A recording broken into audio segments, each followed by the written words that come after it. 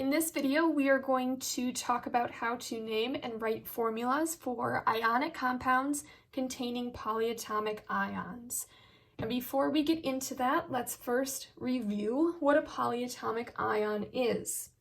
The prefix poly means many, and atomic means pertaining to atoms.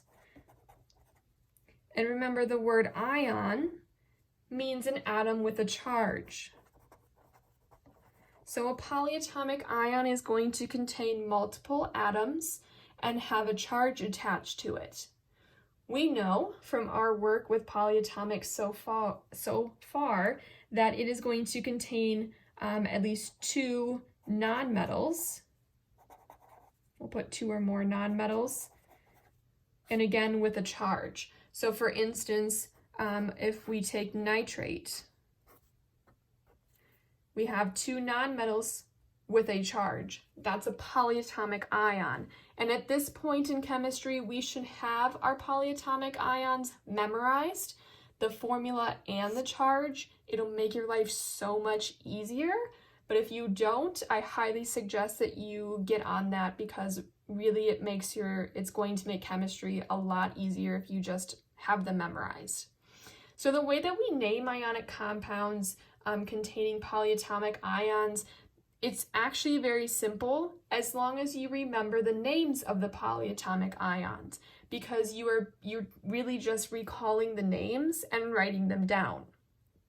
When you are going name to formula, obviously then you're going to have to be able to read the name of the polyatomic and recall its formula. And we are going to, since it's an ionic compound, pull out that good old crisscross. So knowing these charges on the polyatomics is crucial in order to crisscross correctly to get the formulas. So again, if you don't have these memorized, please spend some time in the next few weeks memorizing those. So let's get into naming and writing formulas. It's not very hard. Shouldn't take us too long. Let's try writing some formulas for compounds that contain polyatomic ions. So for these, it's really important that you are able either to recall formulas and the charges for polyatomic ions, or you have that list next to you to pull from. So to start, we are going to start with silver acetate. And what I want to start with is just simply writing out the formulas for each, and then we can do the crisscrossing. So silver is Ag, and you should know that silver is one of those transition metals that always has a +1 charge. Acetate is C2H3O2, and that has a -1 charge on it. Now, since these are all going to be ionic compounds, if they contain a transition metal, we are going to do the wonderful crisscross to figure out the subscripts on the formula.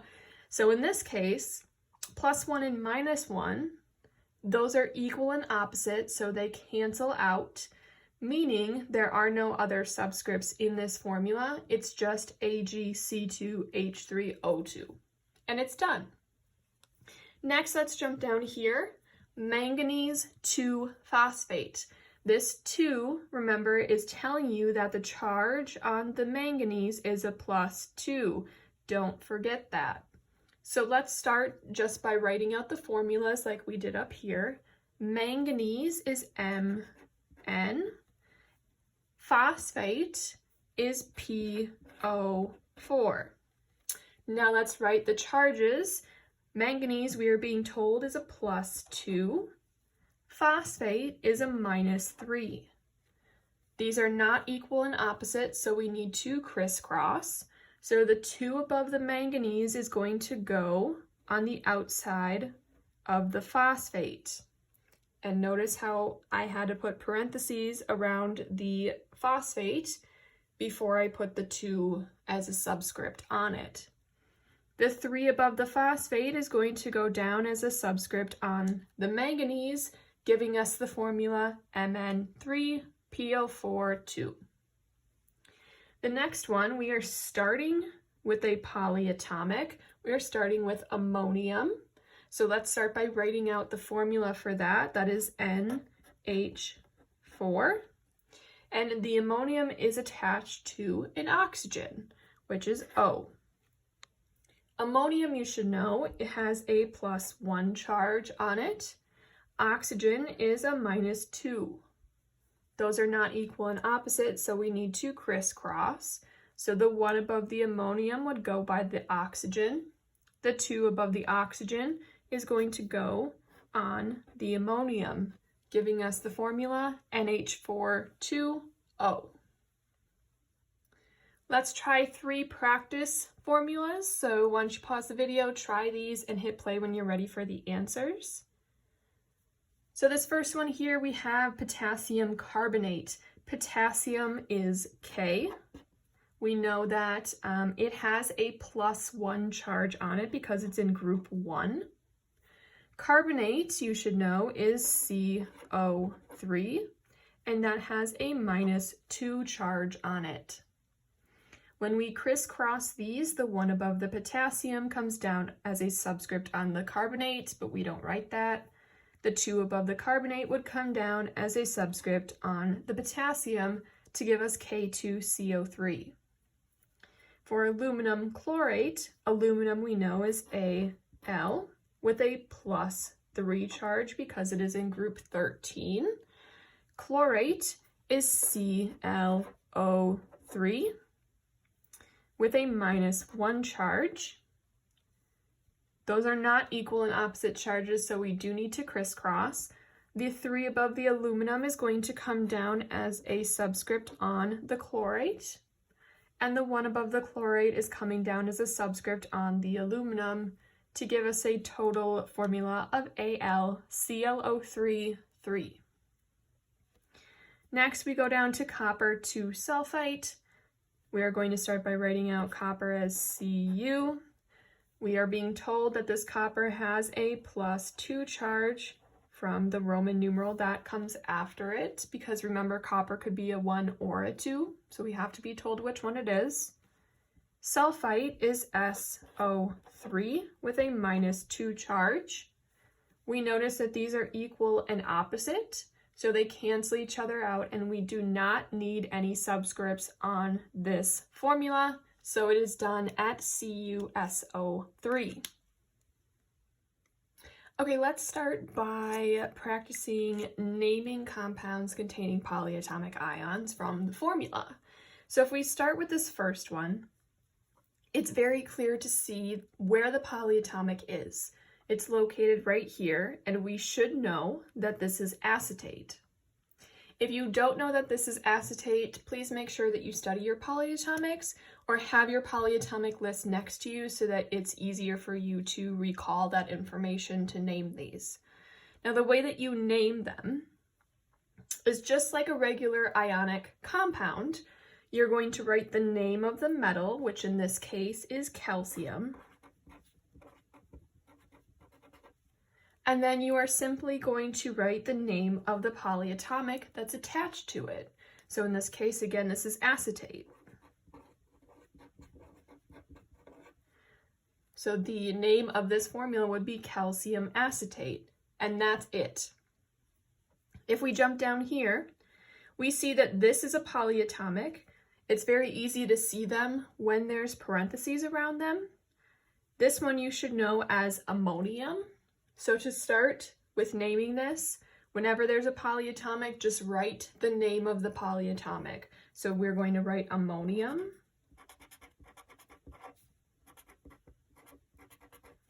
And then we look and see there's another polyatomic here. It's not as obvious because there aren't parentheses around it, but we can still see that this is a polyatomic. This is sulfite. So again, we're just going to simply write the name of the polyatomic to make this ammonium sulfite. For this next one down here, you see Fe. You know that iron is one of those transition metals that can have multiple charges, so you have to state its charge in the compound with Roman numerals. So let's start by writing out iron. We need to figure out the charge on iron. So to do that, we can either guess and check, or we can just reverse crisscross. So the 3 that's outside of this polyatomic that's attached to the iron, that is going to reverse crisscross to tell us that this iron is at a +3. So we're going to put iron 1, 2, 3, and then we are going to name the polyatomic that's attached to it, and in this case, this is sulfate. So it's iron 3 sulfate. And that's how you name compounds containing polyatomic ions. Let's try some practice problems. So why don't you pause the video, try these 3 on your own, and then hit play when you're ready for your answers. So let's go ahead and get started with the first one. So the first one, we notice that the metal is magnesium. Magnesium is not a transition metal, so therefore we can just simply write out magnesium, and we don't need Roman numerals after it. So I'm going to start by writing out magnesium. Then we look and we see that the polyatomic attached to the magnesium is chlorate. So we, again, when you see a polyatomic, you are just simply going to write its name. So we're just going to write out chlorate. So that's how you name this formula, is magnesium chlorate. Done. Next, we drop down here, we see that the metal is copper. But you should know that copper is one of those tricky transition metals that can have multiple charges, so we need to state which charge it has. Now, copper can either be a +1 or a +2, so we need to figure out which one it is, and we're going to put it in these parentheses after the copper term. But let's just move on here for a second, and we notice that this is a polyatomic attached to the copper. Now, it's not as obvious because there's not parentheses around it, but if you want to get in the habit of just putting parentheses around any polyatomic you see that doesn't have parentheses, that can also be very helpful. So you know that this is bicarbonate, so I'm just going to write that here as my second portion of the term. And now we need to figure out what the charge on the copper is. So we can either do that by guessing and checking, or we can do it by reverse crisscross. This is going to kind of be a mix of the two. So we see that the subscript on the bicarbonate is a 1. It is not the 3. The 3 is a part of the bicarbonate. We want how many bicarbonates there are. So like up here when we had the chlorate, we were looking at this 2. If we were to reverse crisscross, here we're looking at the 1 that wasn't written. So since this is a 1, reverse crisscross would tell us that this copper is a +1. However, you should be in the habit of whenever there's a 1 and a 1 as a subscript with a transition metal, that you need to plug in the charge of your nonmetal or your polyatomic and make sure that it actually cancels out with a +1 charge, because it is possible that this copper could be a +2 and this polyatomic could be a -2, and you wouldn't get that from reverse crisscross. In this case, bicarbonate has a -1 charge, so it does work out, but you just need to be careful of me trying to trick you, or just in general a chemical formula trying to trick you. So it's copper 1 bicarbonate.